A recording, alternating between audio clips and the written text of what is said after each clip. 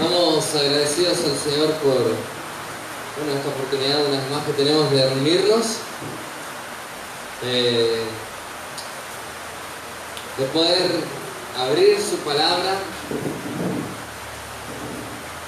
Y vamos a rogar al Señor que Él nos hable a nuestro corazón para que podamos crecer en el conocimiento de su persona, de su gracia y vivir conforme a Él. ¿Sí? Oramos. Padre, te damos muchísimas gracias a ti por tu amor. Gracias por habernos salvado de nuestros pecados en Jesucristo. Gracias también queremos darte porque tú, que eres el Dios eterno, autoexistente, creador del cielo y de la tierra, te has hecho, Señor, semejante a nosotros.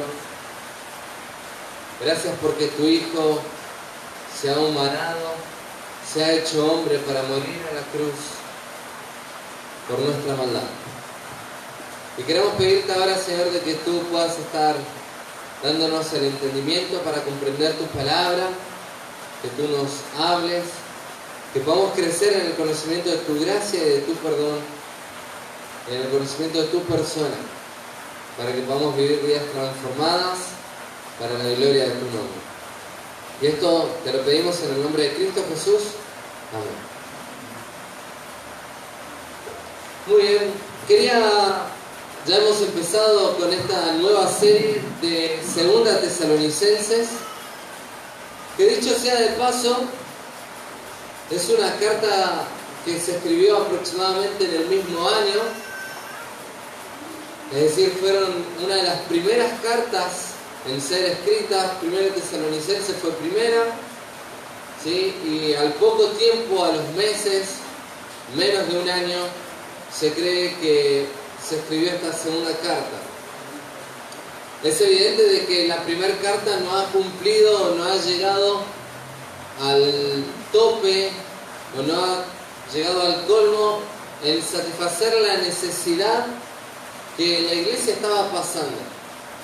Pablo lo había manifestado de que él, una de las cosas que quería hacer era volver a Tesalónica para poder completar lo que le faltaba a su fe. Pero que sin lugar a dudas, a pesar de ello, ellos estaban andando, estaban transitando por el camino correcto. Ellos estaban andando bien, estaban creciendo, al punto que Pablo los llama, los elogia, diciendo que son una iglesia ejemplar, una iglesia modelo, al cual su reputación o su fama, su cambio, su transformación había sido notoria en toda la provincia de Macedonia. Es decir, en una gran región su conversión había sido divulgada. Y realmente esto fue notorio a todos. Ahora, Pablo manda la primera carta a Tesalónica a través de Timoteo. Timoteo estaba allí, se queda unos meses evidentemente con ellos, y como consecuencia, cuando vuelve a Corinto, donde estaba Pablo, le cuenta la situación de la iglesia, cómo estaban ellos creciendo, cómo era evidente su fortaleza en el Señor,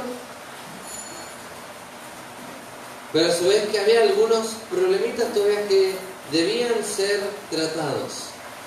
Y particularmente tenía que ver con los eventos futuros, escatológicos, que Pablo algo menciona y algo habla en la primera epístola, y de la misma manera en la segunda epístola tiene el propósito de completar aquello que quizás ha faltado en datos y información que Pablo quería transmitir a estos hermanos, pero quizás lo quería hacer de manera personal y no lo pudo hacer. Ahora, acá hay una palabra clave que nosotros vamos a poder entender en toda esta sección. Hoy vamos a estar leyendo y meditando los versículos del 1 al 4. Y vamos a ver de que Pablo toma una figura del crecimiento Y dice que su fe había crecido de una manera extraordinariamente grande, más allá de lo que esperaban inclusive. Así que vamos a ir al texto, vamos a leer lo que dice, vamos a introducirnos con la lectura, para luego ir desglosando brevemente la salutación y dedicarnos un poquito más a los versículos 3 y 4. Dice Pablo, Silvano y Timoteo, a la iglesia de los tesalonicenses en Dios nuestro Padre y en el Señor Jesucristo. Gracia y paz a vosotros de Dios nuestro Padre y del Señor Jesucristo. Debemos siempre dar gracias a Dios por vosotros, hermanos, como es digno, por cuanto vuestra fe va creciendo y el amor de todos y cada uno de vosotros abunda para con los demás. Tanto que nosotros mismos nos gloriamos de vosotros en las iglesias de Dios por vuestra paciencia y fe en todas vuestras persecuciones y tribulaciones que soportáis. Entonces, en primer lugar vamos a ir con la salutación, el inicio de esta epístola, en la cual Pablo se presenta de una manera muy similar a lo que lo hace en la primera epístola. Fíjense, primera epístola capítulo 1, dice Pablo, Silvano y Timoteo a la iglesia de los tesalonicenses. Esto parecería que es lo mismo, que está copiado. Dice en Dios nuestro Padre, en Dios Padre y en el Señor Jesucristo. Y justamente la palabra que falta es la que mencioné, nuestro, que sí lo dice en segunda Tesalonicenses. Y dice también, gracia y paz sean a vosotros de Dios nuestro Padre y del Señor Jesucristo. Es una salutación muy similar. Y en estas dos epístolas, en primera Tesalonicenses y segunda Tesalonicenses, es característico porque normalmente Pablo, cuando se presentaba, lo hacía como siervo del Señor Jesucristo o como apóstol. En su posición de siervo o también en aquel que era su ministerio, el cual el Señor le había ordenado de apóstol. Pero en esta particularidad, en estas epístolas, simplemente dice Pablo, nada más. Y presenta a sus compañeros, quienes no son coescritores junto con Pablo, sino que están acompañando a Pablo, que él está escribiendo y él está dictando esta carta. Pablo, Silvano y Timoteo, ¿sí? Estos creyentes, es algo evidente que no cuestionaron la autenticidad y la veracidad de Pablo, quien es el autor de esta epístola. Ellos lo tomaron como algo verídico de esta manera. Aún inclusive había manuenses, eran personas a las cuales el autor dictaba, ¿sí?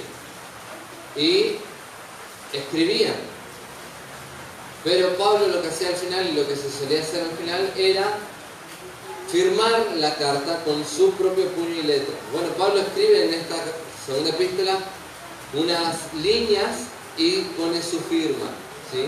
Justamente ¿por qué? Porque había habido falsos maestros en medio de la iglesia, como ya lo hemos mencionado en otra oportunidad, que estaban diciendo que la venida de Cristo, el arrebatamiento ya había sucedido y que ellos se habían quedado, y que estas tribulaciones que estaban pasando era como consecuencia del juicio de Dios, y que ellos se habían quedado. Y es más, que el mismo Pablo, decían ellos, los falsos maestros, el mismo Pablo se había equivocado y que por eso rectificaba a través de cartas, pero eran cartas falsas, ¿sí? Entonces Pablo se ve en la necesidad de escribir esta segunda carta, esta segunda epístola, y de firmarla con su propio puño y letra. Por eso encontramos que empieza con su nombre y cierra esta carta, esta epístola, con su nombre, poniendo así su firma, ¿sí?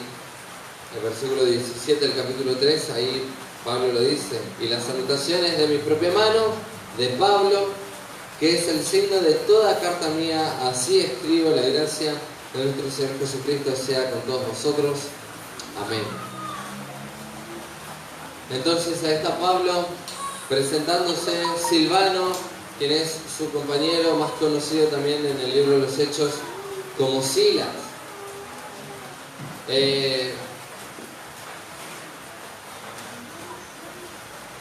Silvano o Silas era compañero de Pablo en el ministerio. También tenía un grado de apóstol en el sentido de que era una autoridad o un referente dentro de la iglesia en Jerusalén. Es más, cuando se hace el concilio, uno de los que se levanta a hablar y se toma la voz es de Silas o Silvano, como es conocido, y se lo manda después también, por ejemplo, a ver la iglesia de Antioquía para corroborar cómo estaban los hermanos allí.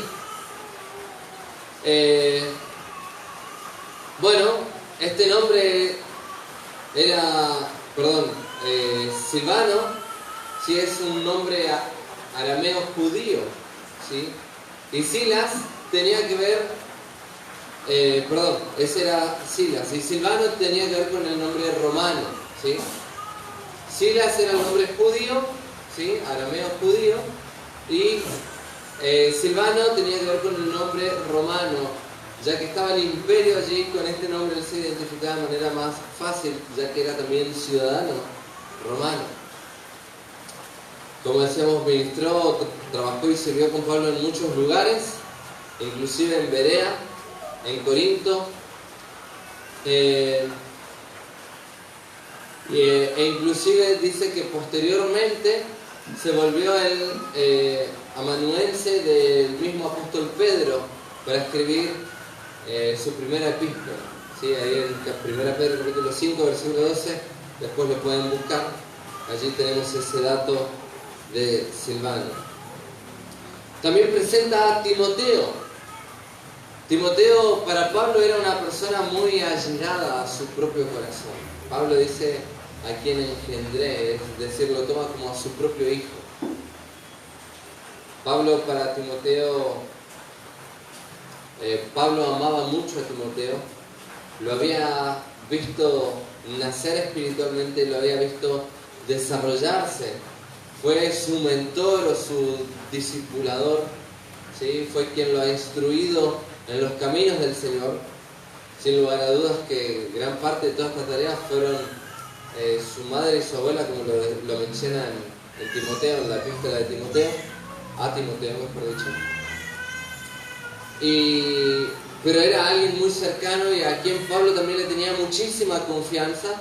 Es por eso que no solamente lo lleva a sus viajes misioneros, sino que también le delega esta responsabilidad y le envía a otras iglesias y le dice que lo reciban como a él mismo. Ese era el afecto que Pablo tenía para con Timoteo, y esa era la confianza. Es decir, escúchenlo, recíbanlo como a mí mismo. Ahora dice el texto acá, Pablo, Silvano y Timoteo, a la iglesia de los tesalonicenses, en Dios nuestro Padre y en el Señor Jesucristo.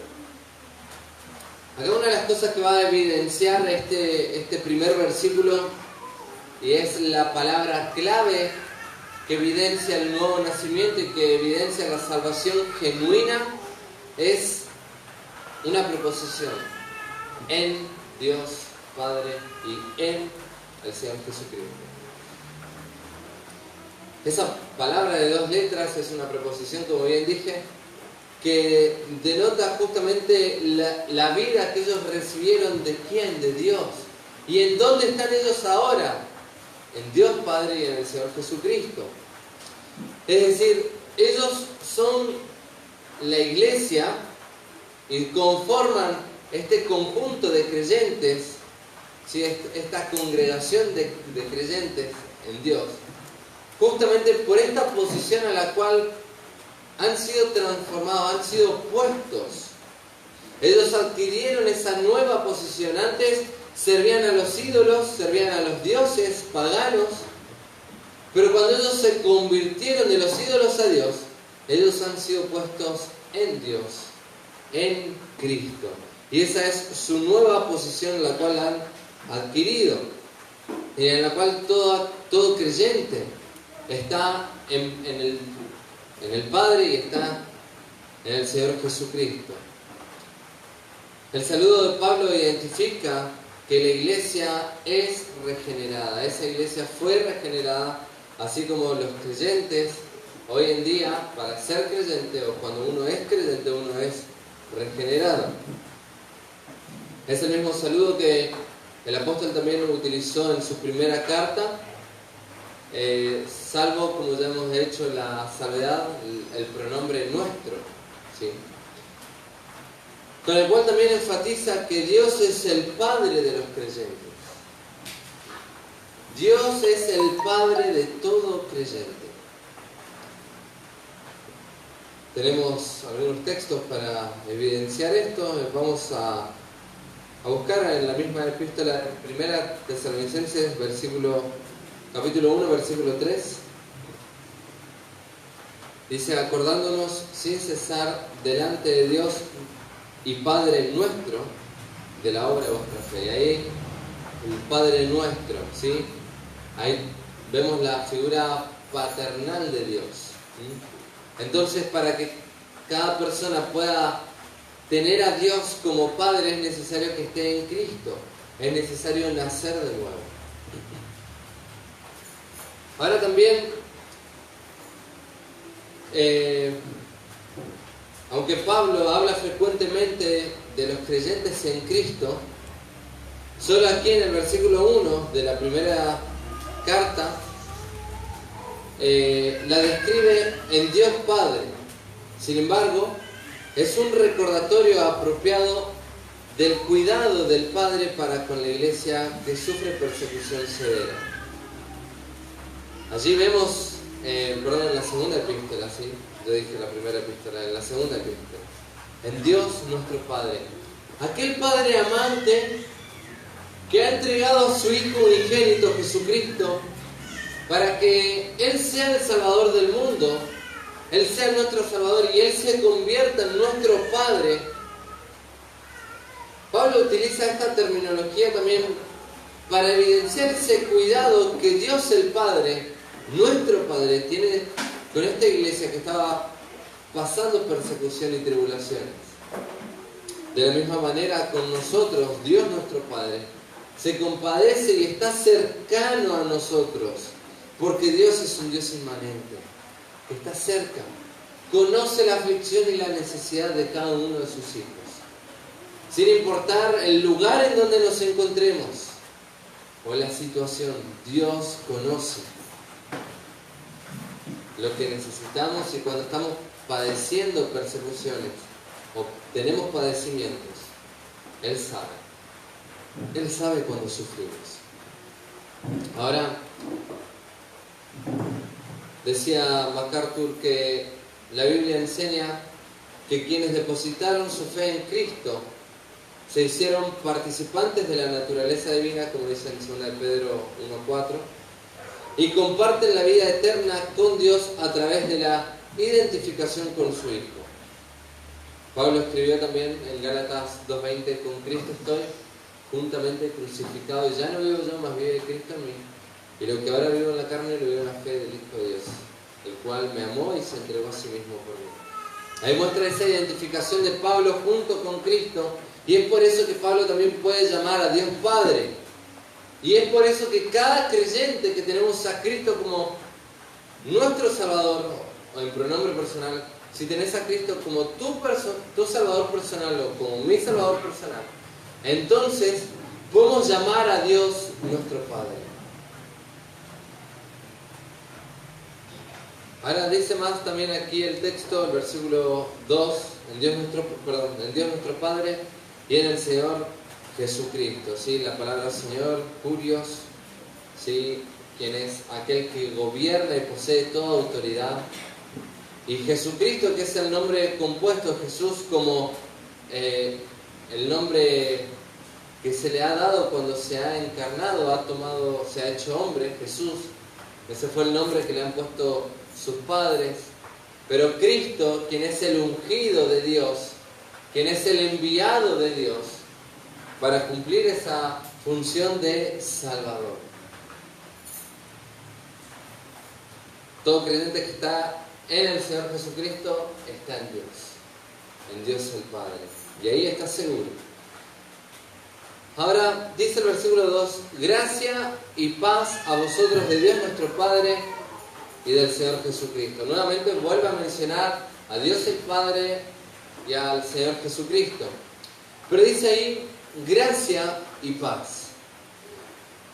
Estas dos palabras son sumamente importantes, deseando una bendición especial de parte de Pablo para con estos creyentes.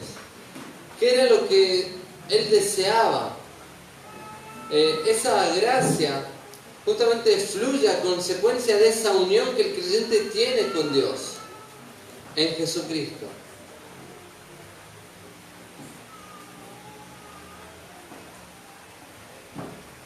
De esa unión fluye la gracia. La palabra gracia, ¿sí?, significa favor o bondad inmerecida de Dios el Padre. ¿Sí? Gracia entonces es ese favor, esa bondad que verdaderamente no merecemos, ¿sí?, y que sin embargo Él nos ha dado. Él ha hecho un favor a nosotros, ha enviado a su Hijo. Él ha mostrado su bondad hacia nosotros sin que nosotros merezcamos, porque nosotros le habíamos dado la espalda, sin embargo Él mostró su bondad para con nosotros. Y la paz. Esas dos palabras maravillosas resumen el Evangelio, la gracia y la paz. Y justamente la paz tiene que ver con el hecho del resultado de ese favor inmerecido que hemos recibido. Paz con Dios. Dice Romanos 5:1 que somos justificados pues por la fe. Tenemos paz para con Dios por medio de nuestro Señor Jesucristo. Esa paz con Dios que hemos recibido es también la manifestación que inunda el corazón y por lo tal es la paz de Dios que también está en nosotros. Y es esa paz la que Pablo deseaba para con estos hermanos y esa gracia que deseaba para con estos hermanos. Deseamos el resultado de ese favor de parte de Dios. Ahora también ahí entonces se evidencia esa salvación genuina de esta iglesia, porque estaban en Cristo y había sido derramada esa gracia y esa paz. Y Pablo entonces desea eso también para con ellos, gracia y paz a vosotros.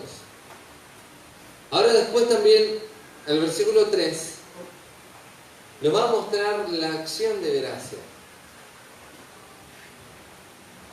Siempre agradecido, o siempre esta acción constante de dar gracias Pablo. Pablo, una de las cosas que evidenciaba en cada una de sus epístolas y por lo cual daba gracias era por cada uno de los hermanos.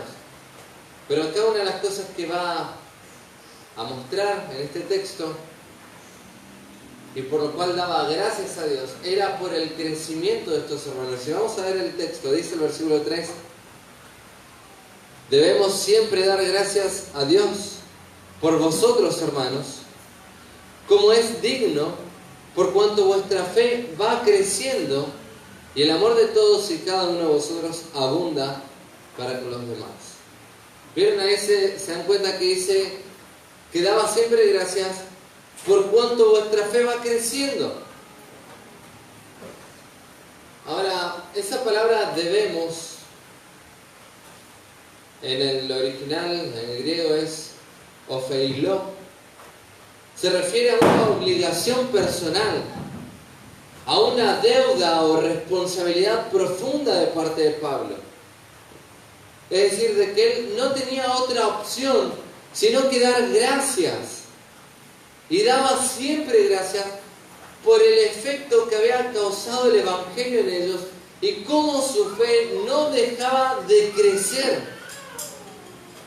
Y qué bueno es ver a alguien que ha creído en el Señor y que crece y que su fe va creciendo y que esa fe crece porque se ve en la obediencia. Y de hecho es como el árbol de la fe creciente. Es decir, la semilla es plantada y de allí germina y crece. Ahora, cuando va creciendo, se va haciendo más robusta y más fuerte. Y esa es la idea que Pablo va a tener en mente, de ir creciendo, este crecimiento como de un árbol que está creciendo mucho más de lo que es esperado. Y ahora vamos a mencionar por qué. Y Pablo decía entonces de que él se ve en esa obligación de dar gracia, porque no era algo como consecuencia de su obrar, no era algo como consecuencia de su propio mérito, sino de la obra de Dios en sus corazones y de la obediencia de estos hermanos al Evangelio. Y cómo, a pesar de las persecuciones y de los padecimientos, ellos permanecían firmes y fieles en su fe. Fíjate en el versículo 4, dice: tanto que nosotros mismos nos gloriamos en las iglesias, de vosotros en las iglesias de Dios, por vuestra paciencia y fe en todas vuestras persecuciones y tribulaciones que soportáis. Es decir, Pablo está maravillado de que cómo aún a pesar de la tribulación y de la persecución, la fe de ellos estaba firme. Y no solamente estaba firme, sino que estaba creciendo, desarrollándose. Eso mismo lo veíamos en la primera epístola, en el primer capítulo también, versículo 2 y 3, dice: damos siempre gracia, pero acá el damos no es lo mismo que dando, o debemos dar gracias, ¿sí? Acá damos gracias porque es una acción de gratitud de parte del apóstol, porque ellos recordaban cómo se habían convertido. Fíjate, dice 1 Tesalonicenses 1:2: damos siempre gracias a Dios por vosotros, por todos vosotros, haciendo memoria de vosotros en nuestras oraciones, acordándonos sin cesar delante de Dios, del Dios y Padre nuestro, de la obra de vuestra fe, del trabajo de vuestro amor y de vuestra constancia en la esperanza en nuestro Señor Jesucristo. Y ahí entonces vemos que Pablo en 2 Tesalonicenses ve esa obligación de deber. Debemos dar siempre gracias. Justamente porque aún a pesar de las tribulaciones, ellos permanecían firmes. Se sentía obligado a hacerlo. Dios recibía con todo derecho la gratitud de parte del apóstol. Y el texto nos dice: como es digno. Debemos siempre dar gracias a Dios por vosotros, como es digno. Es decir, cuando uno ve esa gracia de Dios, ¿qué es lo que puede hacer? Dar gracias a Dios por ello. Cuando uno ve a un hermano crecer, uno tiene que dar gracias a Dios, porque es la gracia o el favor y la bondad de Dios manifestándose y actuando en el creyente, en el hermano. Y eso no es para gloria del apóstol, quien había sembrado la semilla, quien había predicado el Evangelio, sino que era para la gloria de Dios. ¿Y qué mejor manera de dar gloria a Dios sino dándole gracias? Como es digno. Claro, pues solo por su gracia los tesalonicenses eran lo que eran. Solo por la gracia de Dios. Y fíjate que en el capítulo 2, versículo 13, muestra nuevamente esta acción de gracias. Y dice: pero nosotros debemos, y nuevamente ahí él se siente obligado a hacerlo, Debemos dar siempre gracias a Dios respecto a vosotros, hermanos amados por el Señor, de que Dios os haya escogido desde el principio para salvación mediante la santificación por el Espíritu y la fe en la verdad. Allí vemos esa acción de gracias obligatoria.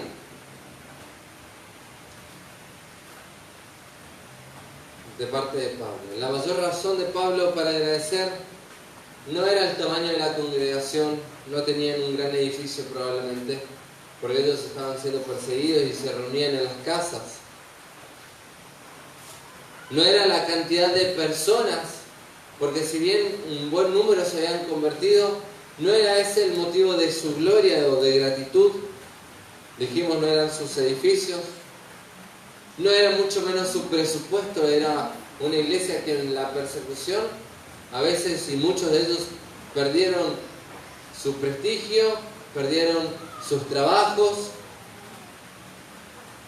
No era tampoco su acción de gracias por la popularidad que la iglesia había ganado a consecuencia de su conversión.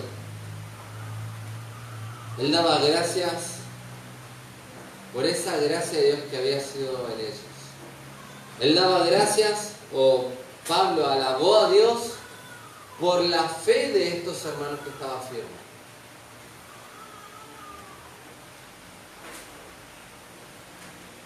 Y porque esa fe estaba creciendo.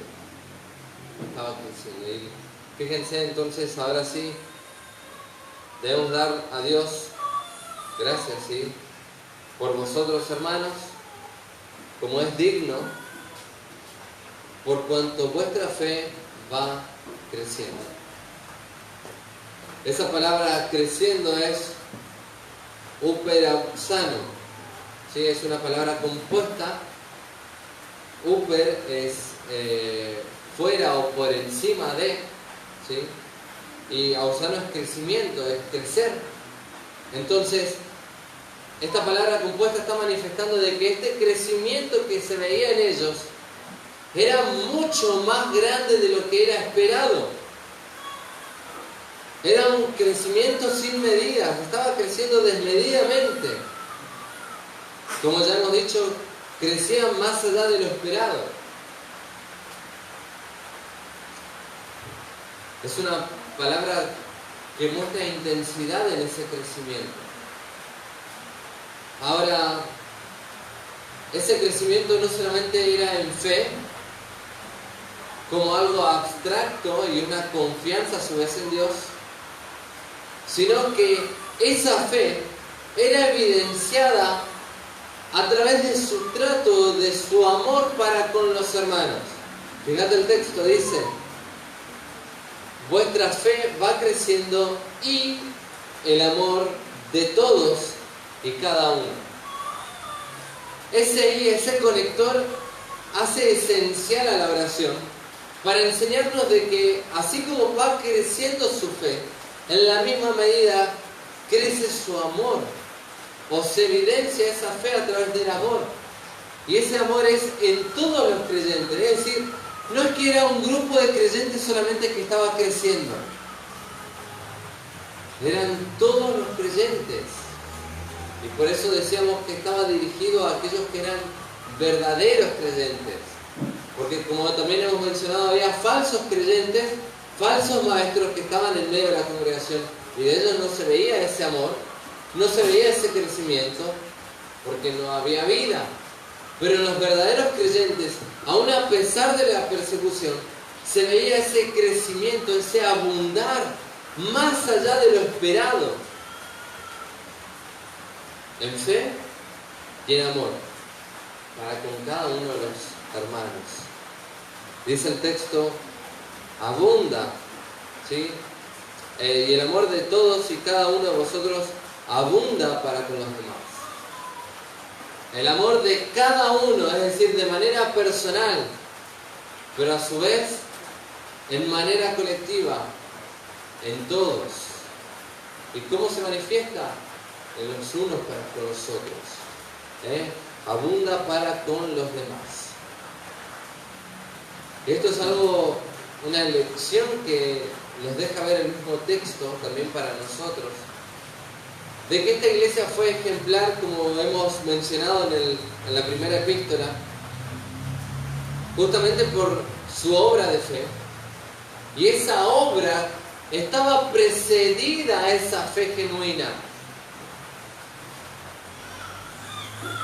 por el trabajo de amor. Ese trabajo estaba precedido a ese amor. Es decir, antes de accionar, había el amor genuino, ya estaba en su corazón para poder trabajar después desinteresadamente. Y esa constancia en la esperanza, esa constancia precedía a la esperanza o a la confianza en el Señor. Ahora, por eso era una iglesia ejemplar. Porque no se llenó la boca diciendo cosas, sino que vivió la verdad del Evangelio. No se llenó la boca de promesas, Señor, yo quiero seguirte, no importa lo que cueste, sino que lo hizo, aún en medio de las persecuciones y de las tribulaciones más difíciles.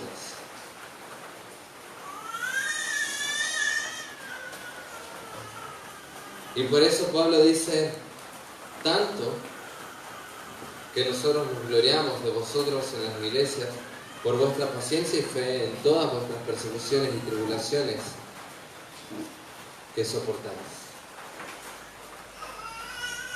Ahora, decíamos de que esa fe iba creciendo, uperausando, ¿sí? Y podemos hacer la comparación con aquella parábola del Señor Jesús acerca de la fe comparada con el grano de mostaza, ¿sí? Que una vez que plantada crece, y una vez que crece se hace grande, dice, y al punto que después las aves del cielo vienen y hacen su nido. Bueno, allí vemos ese crecimiento que abunda, ese crecimiento que va, esa planta, esa semilla que fue plantada va desarrollándose. Quizás también podemos ver de que es la respuesta de la oración de Pablo, porque en 1 Tesalonicenses, capítulo 3, una de las cosas en la cual él pedía y oraba al Señor era que ellos abundaran en amor. Fíjate, dice 3.12, 1 Tesalonicenses 3.12, y el Señor os haga crecer y abundar en amor unos para con otros y para con todos, como también lo hacemos nosotros para con vosotros. Y quizás esto era el resultado de la oración de Pablo. Y nos muestra la eficacia de una oración. La eficacia de orar conforme a la voluntad de Dios. Pero no solamente orar, sino también accionar conforme a ella. Pablo oraba por ellos y a su vez les da mandamientos para saber cómo tienen que accionar unos para con los otros. Y esa fe fue creciendo y ese amor fue creciendo en respuesta también a la oración de parte de Pablo. Gracias a Dios que Él responde a nuestras súplicas y a nuestras oraciones. Y a veces, y generalmente lo hace mucho más abundantemente de lo que nosotros pedimos. Eso lo dice también Pablo, lo dice en Efesios, que Él responde de esta manera. Aunque todavía faltaba algo a su fe. Y es por eso que escribe esta segunda epístola, para poner en orden algunas cositas, algunas cosas importantes que eran en cuanto al evento futuro. De esa misma manera Pablo quiere completar a lo que le faltaba a su fe, ya que no lo podía hacer personalmente, por eso escribe esta segunda epístola. Ahora, la alegría de Pablo era profundamente satisfactoria porque, aunque confiaba en que la fe de ellos era auténtica y estaba en crecimiento, él oraba porque Dios le permitiera completar lo que le faltaba a la fe de ellos. El informe de Timoteo ¿sí? De acuerdo a lo que escribe en 1 Tesalonicenses 3:2, revela que la oración de Pablo por los hermanos de Tesalónica había tenido respuesta. Pero ahora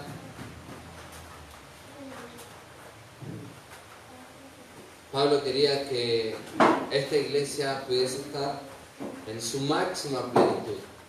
En su máxima plenitud, y por ello que no tengan esos temores que estaban padeciendo como consecuencia de las persecuciones. No solo había crecido la fe de ellos, a pesar de las persecuciones que estaban sufriendo, sino que también que por causa de las tribulaciones, por causa de ellas, su fe había sido puesta en evidencia. Ahora, quiero que busquemos un texto en Mateo, capítulo 13. Porque así como la persecución puso en claro su autenticidad de la fe, las persecuciones muestran a aquellos que no son verdaderos creyentes.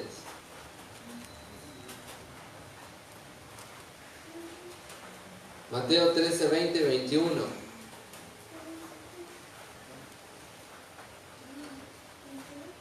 Dice: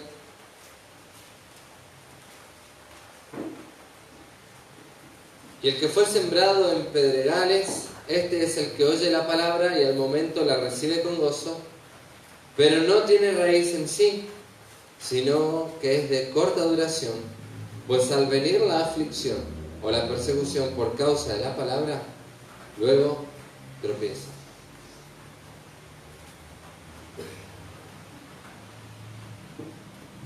La aflicción va a venir, el sol abrasador que consume sale, pero de aquellos que no tienen raíces, de aquellos que no son verdaderos creyentes, que tienen una fe que no ha sido anclada en la palabra, se seca. Reciben con gozo, pero a consecuencia de la persecución, la dejan. Lo dejan el camino al Señor, dejan el seguir al Señor. Qué tremendo contraste, porque aquellos falsos maestros, aquellos falsos hermanos, dice ahí en Judas que son como vientos, nubes sin agua, llevados de un lugar a otro, sin nada que hacer, hacen ruido nomás, bullicio, pero están huecos. Ahora,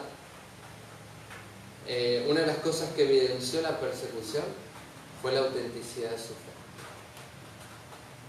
¿Sabes qué? Cuando pasamos por pruebas y tribulaciones, lo que se pone en evidencia es eso, la autenticidad de nuestra fe, la autenticidad de la fe. Con esto hay un texto más, ahí en 1 de Pedro, capítulo 1, versículo 6.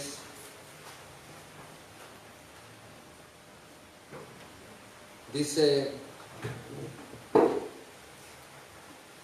en lo cual vosotros os alegráis, aunque ahora por un poco de tiempo, si es necesario, tengáis que ser afligidos en diversas pruebas, para que sometida a prueba vuestra fe, mucho más preciosa que el oro, el cual aunque perecedero se prueba con fuego, sea hallada en alabanza, gloria y honra cuando sea manifestado Jesucristo. La verdadera fe, la fe auténtica, es probada.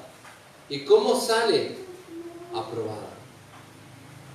¿Cómo sale esa fe que es puesta a prueba? Sale más bella, sale purificada. Por eso todo creyente necesita la persecución, o la prueba, o la aflicción. Por otra parte, la fe verdadera es indestructible, porque el Señor mismo no permitirá que se destruya. A pesar de la prueba, a pesar de la persecución, a pesar de la aflicción, esa fe persevera, prevalece, permanece. Ahora, también es importante destacar que en los tiempos donde ha habido mayor persecución a nivel mundial, ¿sí?, a los creyentes se les ha perseguido más por causa del Señor, es cuando más se ha extinguido las falsas doctrinas y es cuando más se ha realzado y más se ha predicado la verdad del Evangelio. Es decir, esto parecería que el enemigo siempre es el que actúa a través de las persecuciones porque trata de derribar a los creyentes y de hacer callar a los creyentes. Pero que sin embargo cuando esto ocurre, cuando hay persecución, los verdaderos creyentes prevalecen, permanecen. Los verdaderos creyentes dan a conocer y su fe parece que se vuelve más robusta. Porque es algo en lo cual el Señor lo permite y el Señor es su gracia la que nutre a ese creyente que está pasando por esas pruebas. Ahora, decíamos entonces que era una fe que va creciendo y también un amor que va creciendo, es un amor abundante. Como había ocurrido con la fe, Pablo también elogió a la iglesia por su amor. Ya en la primera epístola lo había ocurrido, ¿sí?, por el trabajo de amor, ¿sí?, que ellos hacían. Pero la gran alegría de Pablo en el informe de Timoteo indicaba que el amor de todos los creyentes para con los demás estaba ganando cada vez aún más fuerza, como una planta saludable. El amor impregnaba a toda la congregación a pesar de la persecución.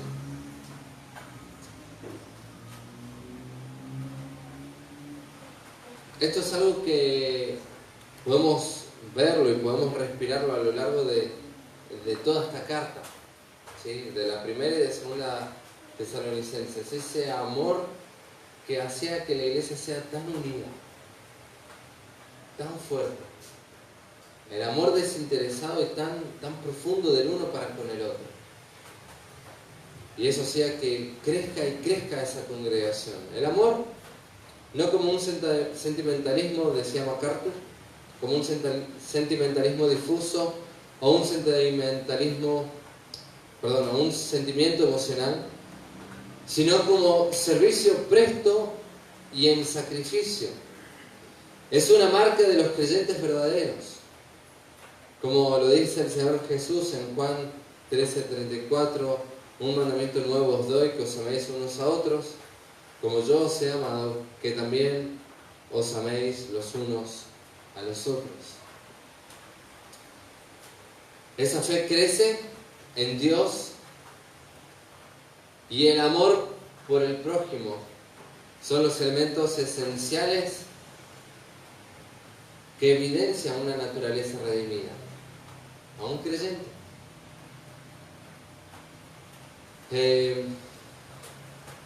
Ahora, para ir concluyendo, dice acá el texto, vimos la fe creciente, el amor abundante, de unos para con los otros y con los demás, y ahora también una esperanza constante o perseverante. Dice el versículo 4, tanto que nosotros mismos nos gloriamos de vosotros en las iglesias de Dios, por vuestra paciencia y fe, en todas vuestras persecuciones y tribulaciones que soportáis. ¿Qué era lo que había ocurrido? Pablo se sentía en la obligación de dar gracias por estos hermanos, justamente por su crecimiento tan audaz.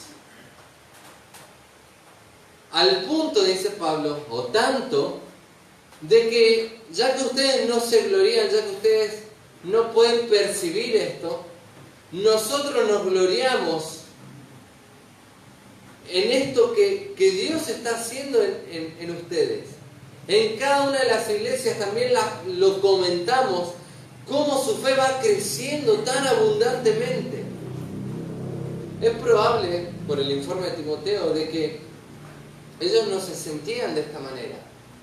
Y es algo natural y algo característico de una iglesia humilde.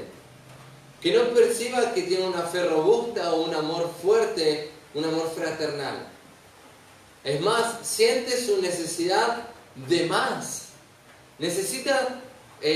Siente la necesidad de más dependencia del Señor.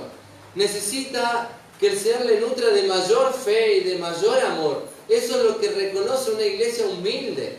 Y es por eso que, por el informe de Timoteo, que le dice a Pablo que ellos se veían de esta manera. Y que Pablo, sin embargo, los elogiaba y los animaba a que sigan por este mismo camino, porque era el camino correcto. Pero que, sin embargo, él resalta allí en esta iglesia esa fe, ese amor y esa esperanza constante. Esa esperanza constante. ¿Qué es lo que hacía que ellos se mantengan firmes? Claro, la esperanza. La esperanza de que el Señor venía. Y ellos estaban quizás un poco confusos como consecuencia de las tribulaciones y por los falsos maestros. Pero que, sin embargo, aún a pesar de eso, ellos se mantenían firmes en el Señor, en quien habían creído, porque habían renunciado a aquello viejo, a sus ídolos. Y ahora se habían vuelto al Dios vivo y verdadero, para servirle, para adorarle. Ahora, decíamos entonces de esta esperanza que ellos tenían, una esperanza constante, una esperanza continua. El texto nos dice entonces, tanto que nosotros mismos nos gloriamos de vosotros en las iglesias de Dios, lo que he explicado recién, por vuestra paciencia y fe en todas vuestras persecuciones y tribulaciones que soportáis. Pablo los elogió a ellos en la primera epístola por ello, por ser fuertes en esta esperanza. Ahora también Pablo especifica, ¿sí?, ese agradecimiento por esa paciencia y fe que ellos tenían aún en todas las tribulaciones, en todas las pruebas y en todo lo que ellos soportaban. Y ahora dice ahí el texto, en vuestra paciencia. Esa palabra paciencia es upomone. Es una palabra que aparece muchas veces en el texto griego, ¿sí?, en el Nuevo Testamento. Y no es el hecho de tener un consentimiento estoico o una resignación por el dolor,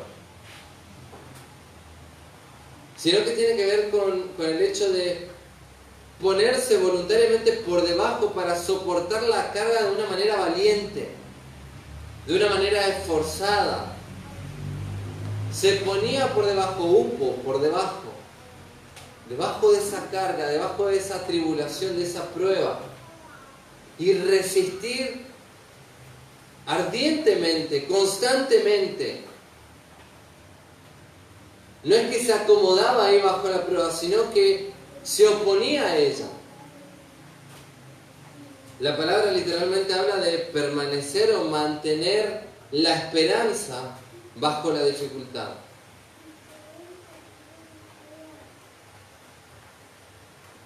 Es una esperanza alegre, gozosa, aún a pesar del sufrimiento.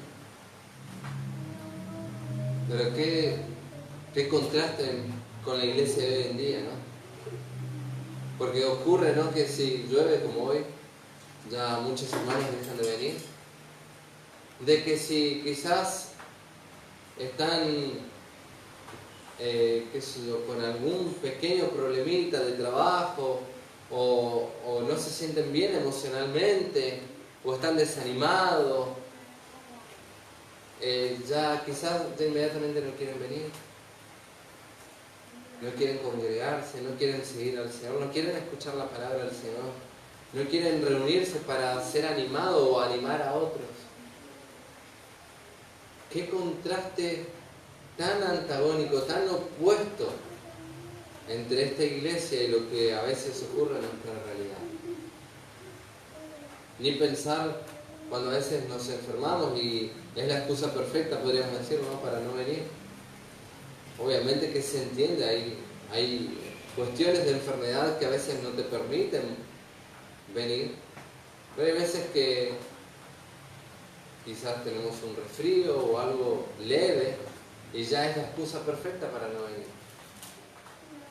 Y sin embargo esta iglesia estuvo dispuesta a ponerse por debajo, a soportar la aflicción y el dolor, esperanzados en el Señor. Somos llamados a ello, a estar dispuestos a padecer por causa del Señor, a sufrir ese dolor de una manera gozosa, alegre. Y gracias a Dios que acá no tenemos persecuciones como la tenían en el primer siglo o como la tienen en otras partes del mundo. Quizás de nosotros los que estamos acá, no sé si estaríamos todos hoy. Porque la persecución demanda un compromiso aún hasta la sangre, aún hasta la muerte. Y mientras no tenemos esa persecución, quizás seamos fáciles en hablar y decir, sí, Señor, quiero seguirte hasta la muerte. Pero cuando el camino empieza a estar un poquito más trillado, un poquito más difícil, quizás enseguida nos olvidamos de ese deseo y de esa oración. Bueno, porque la fe no es un deseo, es una convicción. Y ahí está la diferencia. La fe no es un deseo. La fe es una convicción. Por tanto, uno puede evaluar su fe cuando pasa por la prueba. Y justamente esta palabra fe es pistis, ¿sí?, en el griego, que mejor traducida sería fidelidad. Esa fe, esa convicción, se evidencia en esa fidelidad. Pablo estaba agradecido y orgulloso de la permanencia de esta iglesia en la fidelidad al Señor, a pesar de las persecuciones. La hostilidad de los enemigos del Evangelio era atroz en medio de ellos. Sin embargo, y aún en medio de las aflicciones, los sufrimientos, ellos fueron fieles. Pudieron soportarlo. Se negaron a renunciar a su fe. Ellos decidieron estar firmes en su fe. Y por supuesto no dejar enfriar su amor, ni mucho menos abandonar su esperanza. Ellos permanecieron fieles en su fe, amor y esperanza. Decíamos que esta era una iglesia modelo. Pablo lo menciona de esta manera. Decíamos que nosotros queremos seguir al Señor y estamos leyendo a la iglesia modelo para poder seguir ese camino. ¿Qué es necesario? Y ya concluyendo de manera aplicativa. Las persecuciones y los sufrimientos van a venir. Las tribulaciones, las pruebas. Satanás es hábil y astuto para tratar de poner dificultades o pruebas para tratar de apartarnos de los caminos del Señor. Va a poner cosas que nosotros amamos enfrente para que no vengamos, para que no le seamos fieles. Va a poner cosas delante nuestro o al costado nuestro para que nos apartemos de Él. Cosas como quizás un buen trabajo, ¿sí?, o quizás un buen prestigio, pero quizás de una manera sucia, no leal. Entonces, el enemigo va a tratar de poner todo tipo de pruebas y trabas para que nosotros no seamos fieles al Señor. ¿Qué tenemos que hacer nosotros? Bueno, recordar cuál es nuestra posición, como hemos empezado. Pablo les recordaba a ellos que estaban en Dios, que estaban en Cristo. Recordar de que tenemos que andar como es digno del Señor. Recordar de que debemos crecer en Él, crecer en fe, ser fiel a Él. Debemos crecer en amor de los unos para con los otros. Aunque haya algunas personas que somos difíciles de soportar, tienen que soportarnos. Y allí se ve ese amor.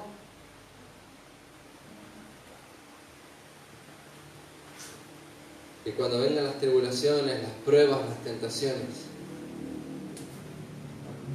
manifestar esa fidelidad al Señor. No negociando la autenticidad y la verdad de la palabra de Dios. No negociando lo que está establecido por la palabra, sino ser fiel al Señor en obediencia a lo que Él ya nos ha dicho en su palabra. Vamos a orar y vamos a dar gracias al Señor por este tiempo. Padre, gracias porque eres bueno con nosotros. Gracias, Señor, porque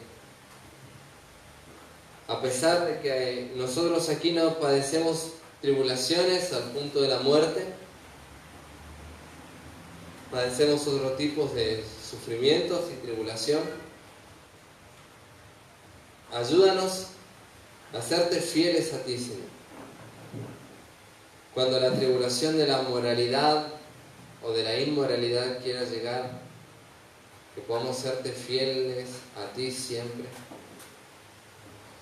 Cuando la persecución, el sufrimiento, aún en nuestro cuerpo llegue a nosotros, Señor, que podamos seguir fieles a ti.